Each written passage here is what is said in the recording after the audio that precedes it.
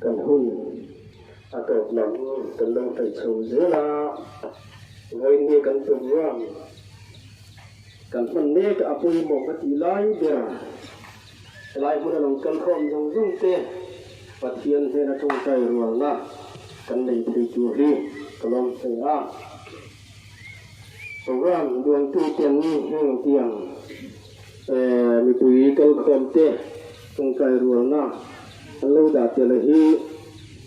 cần lòng thế mấy nó trang anh phía cái tí cái phim tê nằm bên sông phẳng nó trang sông thì là bát nhà chuan em ruột lộc nó thi thì sông phim đủ lộc thì em hiến tầm chuan ở lộc phim truyền thế này rồi mình xem tu tê em ruột na ở phim này cái gì em lòng tu hi trong cây thuốc bụi thọ tu tắm chặt ăn nị cái na mà nó chiu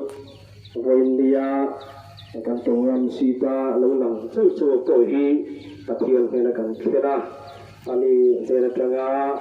sanna don tak mai kan dong turanga ina mang som na kan una manipur ke tan an ye mang ti karingani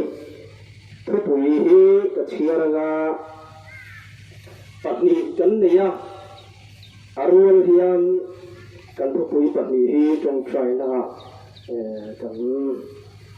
lấy vào mấy anh cần chuan cần trong cày rồi in hệ lai cần tổ cần tự trồng đơn nia cần thúc đẩy bậc học này Manipur akan mengenal tuarne kita ini Manipur akan unang tuarne kita apa dina cho Manipur state rimnare muanna athen theinan Manipur state rimnare muanna athen theinan ini le khakha angoinia kan tong kai thu poi tur ani surahian kan ong na mun chewa thani ngai takin laupa pathian hena tong trai na kan unau ti tang ina le sakang ule